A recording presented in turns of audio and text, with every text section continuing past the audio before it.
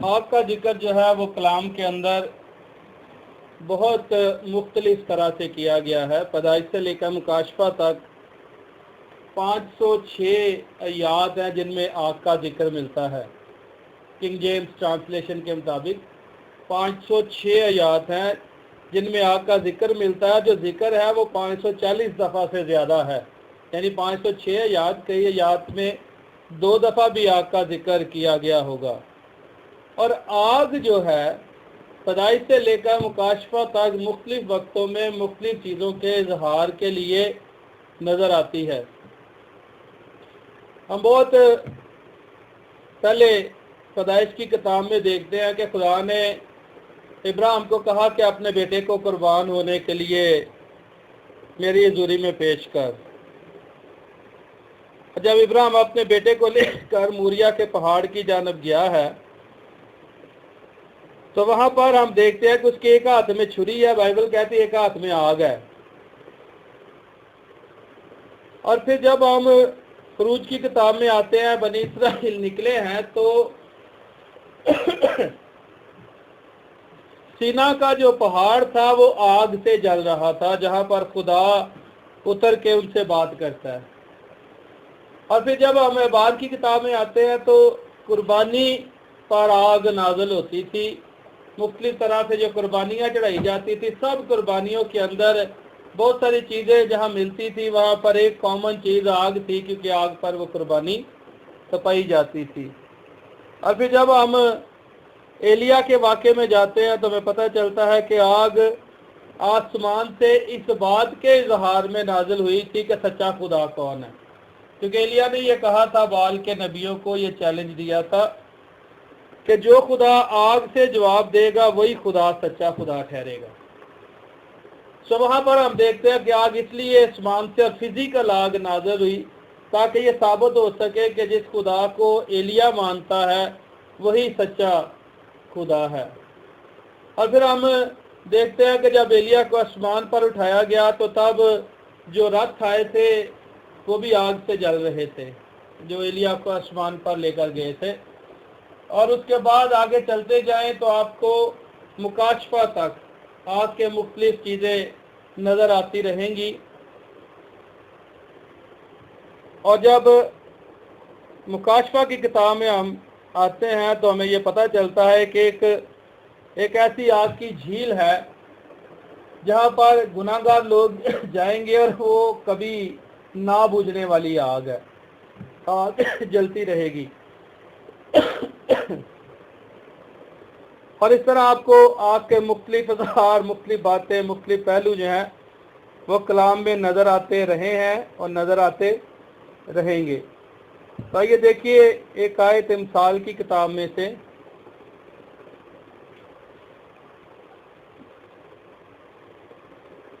इमसाल की किताब और उसका 6वां बाब और उसकी 27वीं आयत।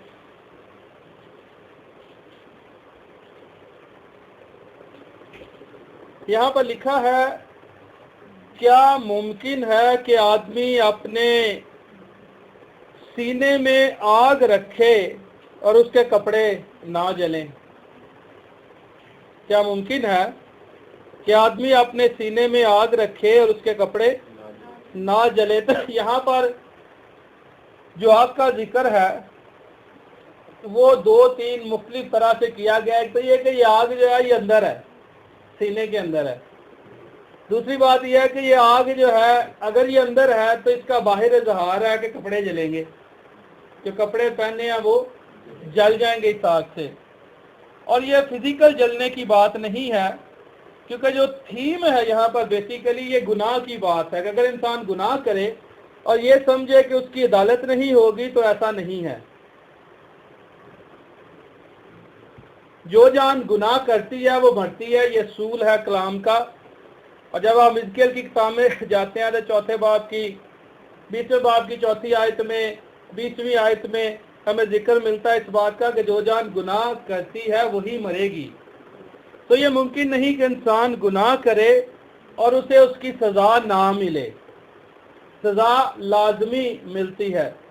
और दाऊद के वाक़े के अंदर हम ये देखते हैं कि خدا نے اسے کہا کہ میں نے بھی تیرا گناہ معاف کیا، لیکن کیونکہ تیرے گناہ کرنے سے میرے نام پر غیر قوموں کو کفر بکنے کا موقع ملا ہے، اس لیے اس کے نتائج تو نکلیں گے، یعنی جو بیج انسان بوئیں گے اس کی فصل ضرور کٹے گی۔ لیکن یہاں پر جو انگلش کا ترجمہ ہے، اردو کے ترجمے میں جو کیا گیا ہے سینہ، لیکن انگلش کا جو ترجمہ ہے کنگ جیمز کا وہاں بوسم ہے، اور بوسم کا جو اچھا ترجمہ ہے وہ گود کیا جاتا ہے ہمارے معاشرے کے اندر۔ اور ویسے جو انگلش میں جہاں پر یسوع مسیح نے یہ فرمایا ہے یونا کی انجیل کے 7ویں باب کے 38 اور 39ویں آیت میں روح القدس کے تعلق سے، وہاں کہا گیا کہ تمہارے اندر سے زندگی کے پانی کی ندیاں جاری ہوں گی۔ اور یہ جو اندر سے ہے وہاں پر جو ترجمہ کیا گیا ہے وہ بیلی کیا گیا ہے، یعنی اندر سے، جس کا ذکر جو ہے کہ آپ کے اندر سے جہاں سے انسان چیزوں کو لیتا ہے اندر جائیں گی تو وہ باہر آئیں گی۔ تو روح القدس کے تعلق سے لکھا ہے کہ تمہارے اندر سے زندگی کے پانی کی ندیاں جاری ہوں گی۔ تو اندر سے یعنی سینے، یعنی اندر سے، یعنی یسوع مسیح نے کہا جو انسان کے اندر بھرا ہے وہی باہر آتا ہے۔ تو جو آگ اندر ہوگی، اب خدا کا بندہ جو ایلیا ہے، نہیں جو یرمیہ ہے، وہ یہ کہتا ہے کہ تیرا کلام میری ہڈیوں کے اندر جلتی ہوئی آگ کی مانند ہے، تیرا کلام میرے دل کے اندر ہے، میرے اندر ہے، وہ آگ کی مانند ہے، میں کلام کو سنائے بغیر نہیں رہ سکتا، کیونکہ تیرا کلام میرے لیے کیا ہے؟ آگ ہے۔ یعنی دوسرے لفظوں میں بہت دفعہ جو ذکر ہوتا ہے آگ کا وہ فزیکل ہے، جو آگ نازل ہوتی جیسے ایلیا کے واقعے میں ہوئی، جیسے قربانیوں پر ہوتی تھی، جیسے ابراہیم اپنے ساتھ آگ لے کر گیا، جیسے عید پینتیکوست کے دن آگ کے شعلہ کی سی پھٹتی ہوئی زبانیں ان پر آ ٹھہری تھی، اوپر آگ نظر آ رہی تھی، آگ کے شعلہ کی پھٹتی ہوئی زبانیں نظر آ رہی تھی، وہ غیر زبانیں بولنے لگے تھے۔ لیکن اصل میں اس کا جو کانٹیکسٹ جاتا ہے آگ کا، جہاں پر اس طرح کی یاد آتی ہیں کیا ممکن ہے کہ آدمی اپنے سینے میں آگ رکھے اور اس کے کپڑے نہ جلیں؟ بیسیکلی یہ بات ہو رہی ہے پیشن کی، جو انسان کے اندر کچھ کرنے کا پیشن ہے۔ یرمیہ کے اندر جو خدا کا کلام ہے وہ نبی، اور نبی جو ہے اس کی زبان کلام بیان کرتی ہے جو خدا اسے دیتا ہے، اور جب وہ کلام کرتا ہے تو اسے کلام کرنا ہے، وہ روک نہیں سکتا کیونکہ وہ نبی ہے۔ اس کا کام ہے جو خدا بتاتا ہے، لوگ کیسے بھی خطرناک ہیں، کتنے بھی مشکل ہیں، حالات کیسے بھی ہیں، اسے وہ کلام جو خدا دیتا ہے لوگوں تک پہنچانا ہے۔ اگر نہیں پہنچائے گا تو خدا یرمیہ کو یہ کہتا ہے کہ اگر تو میری بات نہیں بتاتا اور کوئی شخص گناہ میں مر جاتا ہے تو اس کی باز پرس اس سے کی جائے گی، لیکن اگر تو بتا دیتا ہے تو لوگ اس بات کو قبول نہیں کرتے تو بچ جائے گا۔ یہی بات خدا نے حزقیل کو بھی کہی۔ تو جو یرمیہ وہ کہتا ہے میرے اندر کلام ہے، یہ آگ کی مانند ہے، یعنی یہ میرے اندر اس حد تک پیشن ہے کلام سنانے کا کہ میں اس کو سنائے بغیر نہیں رہ سکتا۔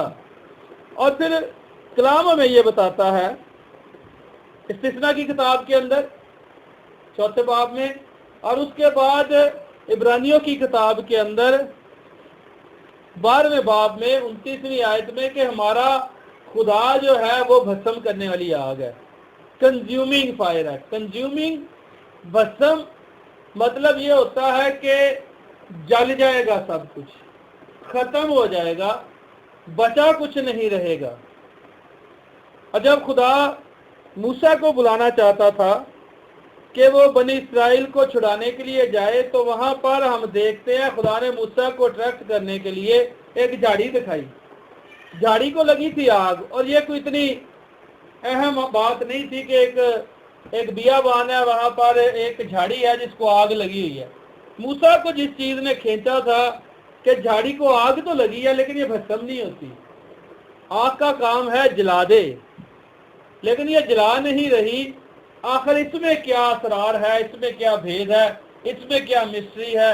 اس لیے موسیٰ جو ہے وہ اس جانب کھینچا چلا گیا اور وہاں پر اسے ملا خدا، وہاں پر اسے۔ یہ تو جب عید پینتیکوست کے دن 120 की जमात पर रूहुल कुद्स का नज़ूल हुआ और आग के शोला की फटती हुई ज़ुबानें आ ठहरी उनके ऊपर। तो उसके बाद वो लोग कलाम की उस कुदरत को लेकर, रूहुल कुद्स को साथ लेकर इस हद तक पैशनेट थे कलाम सुनाने के लिए। और जब कोई ज़्यादा पैशनेट हो जाता है तो इंग्लिश में मुहावरा इस्तेमाल होता है सेट ऑन फायर, यानी अब इसको आग लग गई है, अब ये नहीं रुकेगा, अब ये जलेगा, अब ये करके छोड़ेगा, जो इसका खत्म कर देगा, जो इसको करना है काम, इसको पूरे तौर पर ये करेगा, अंजाम देगा, पाया तकमील तक इसको पहुंचाएगा। तो 120 की जमात जो है उन्हें आग लग गई थी कि हमें कलाम सुनाना है, हमें गवाही देनी है, हमें लोगों को बताना है कि यीशु ही निजात दहिंदा है, और जब यीशु निजात दहिंदा है उसके बगैर कोई शख्स बच नहीं सकता है। और उन्होंने फिर मुड़ के नहीं देखा पीछे। 120 की जमात जब कलाम सुनाने निकली है तो फिर उसने पीछे मुड़कर नहीं देखा है, और उनका टारगेट ये है, फोकस ये है कि मसीह को दुनिया तक लेकर जाना है। फिर हालात है, फिर दुख है, फिर परेशानियां हैं, फिर तकलीफें हैं, फिर बहुत कुछ है, लेकिन कोई चीज भी उन्हें रोक नहीं सकती, क्योंकि अब वो इस हद तक कलाम से भर गए हैं, इस हद तक पैशनेट हो गए हैं, इस हद तक उनके अंदर ये बात आ गई है कि अब उन्होंने कलाम सुनाना ही सुनाना है, यानी गवाही देनी ही देनी है, यानी मसीह को लोगों तक पहुंचाना ही पहुंचाना है, क्योंकि ये दुनिया गुनाह में मर रही है, और जब ये दुनिया गुनाह में मर रही है तो उसे मसीह की जरूरत है। और फिर जब ईमानदार इस चीज में आगे बढ़ते हैं तो उन्हें मुख्तलिफ तरह की आजमाइशों का सामना करना पड़ता है। इसलिए खुदा का बंदा पतरस अपने पहले खत के पहले बाब की 7वीं आयत में उन सब लोगों को जो ईमानदार थे जिनको उसने खत लिखा कहता है, और ये इसलिए है कि तुम्हारा आजमाया हुआ ईमान जो आग से आजमाए हुए फानी सोने से भी बहुत ही बेशकीमत है, यीशु मसीह के ज़हूर के वक्त तारीफ और जलाल और इज्जत का बाइस ठहरे। यानी जो आजमाइशें आती हैं, जो दुख आते हैं खुदावंद के होते हुए, जिसके लिए लिखा है कि जो दीनदारी की जिंदगी बसर करना चाहते हैं सब सताए जाएंगे। जब इस तरह से गुजरना पड़ता है हालात में से, मुश्किलात में से, तकलीफों में से, तो खुदा का बंदा पतरस उस वक्त अपने लोगों को जो ईमानदार थे उनको ये बात बताता है कि ये जो आग तुम्हारे अंदर भड़की है ये कोई अनहोनी बात नहीं है, ये इसलिए है ताकि तुम्हारा ईमान जो है वो इस हद तक खालिस हो जाए, क्योंकि आग जो है वो प्योरीफाई भी करती है, सफाई भी करती है, यहाँ भस्म करती है, सफाई भी करती है। यानी जो आग होती है ये इंसान के फायदे में भी जाती है और इंसान की मुखालफत में भी जाती है। जब तक हम घरों में आग नहीं जलाते, चूल्हे नहीं जलते, जिंदगी का सर्कल आगे नहीं चल रहा। लेकिन यही आग अगर कहीं जंगलों में लग जाती है, घरों को लग जाती है, बिल्डिंग्स को लग जाती है, तो फिर भस्म भी कर देती है। इसलिए आग को कहते हैं इससे खेलना नहीं चाहिए, जो खेलेंगे वो आग से नुकसान उठाएंगे। लेकिन यहाँ पर जो आजमाइशें हैं, जो दुख हैं, जो तकलीफें हैं, जो परेशानियां हैं, उनको आग से तशबीह दी गई है, क्योंकि आग प्योरीफाई करती है। इसलिए खुदा का बंदा पतरस ये कहता है कि ये जो आग तुम्हारे अंदर भड़की है, ये जो ईमान की आजमाइश शुरू हुई है, ये जो तकलीफें और मुश्किलात आई हैं, मुखालफतें आई हैं, आपके खिलाफ यहूदी खड़े हैं, रूमी खड़े हैं, बहुत सारे लोग खड़े हैं, घबराना नहीं है। ये इसलिए है ताकि ईमान खालिस हो जाए, और जब ईमान खालिस हो जाएगा तो यीशु मसीह आएंगे तो उस वक्त तारीफ और जलाल और इज्जत का बाइस ठहरेगा जो ईमान खालिस है। और इस जमीन पर भी जैसे जैसे ईमान खालिस होता चला जाता है वैसे वैसे मसीह हमारी जिंदगियों में जड़ पकड़ता चला जाता है।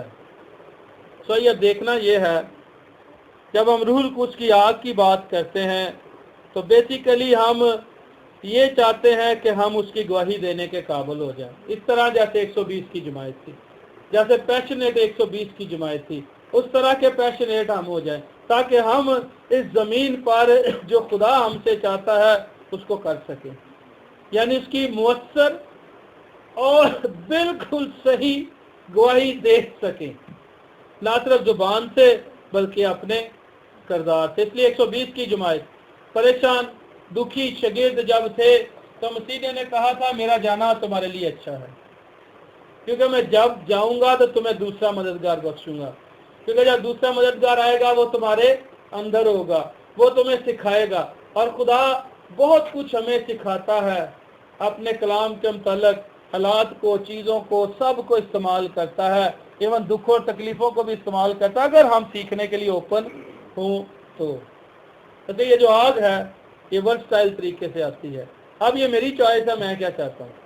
हम दुआ तो करते हैं हमें आग चाहिए, लेकिन आग काहे के लिए मिलती है? शागिर्दों पर रूहुल कुद्स का नज़ूल, रूहुल कुद्स की आग इसलिए ठहरी है ताकि वो उसकी गवाही दें, ना सिर्फ जुबानी बल्कि अपने किरदार से, और मुअस्सर गवाही दें, ताकि ढेरों जिंदगियां जो इस ज़मीन पर गुनाह से मर रही हैं उनको बचाया जा सके। और यीशु मसीह की ज़ात के अंदर भी अपने बाप की मर्जी को पूरा करने का पैशन था, यानी यीशु मसीह भी आग से जल रहे थे, और वो आग ये थी कि मुझे अपने बाप की मर्जी को पूरा करना है। पूरी तरह आसमान से आसमान तक का सफर करते हुए यीशु मसीह का मकसद है उसको हासिल कर लेना, उसका अवलीन काम था, और उसके लिए उसने सलीब उठाने से भी गुरेज नहीं किया। तो ये निजात का काम है, इसको करने के लिए, पैशनेट होने के लिए हमें कलाम और रूहुल कुद्स की ज़रूरत है। फिर खुदा जो भस्म करने वाली आग है, अगर हम उसकी ताबे फरमानी करें तो गुनाह को हमारी ज़िंदगी से भस्म करने की कुदरत रखता है, क्योंकि उसका बेटा कुर्बान हुआ है और उसके वसीले कुदरत हमें दी गई है, ताकि हम उसके कलाम को अमल में लाकर गुनाह पर गालिब आते चले जाएं और रूहुल कुद्स की कुदरत से भरकर इस ज़मीन पर मसीह को जहाँ तक ले जा सकते हैं लेकर जाएं। आइए अपनी आंखों को बंद कीजिए और अपनी ज़िंदगी पर गौर करना शुरू कीजिए।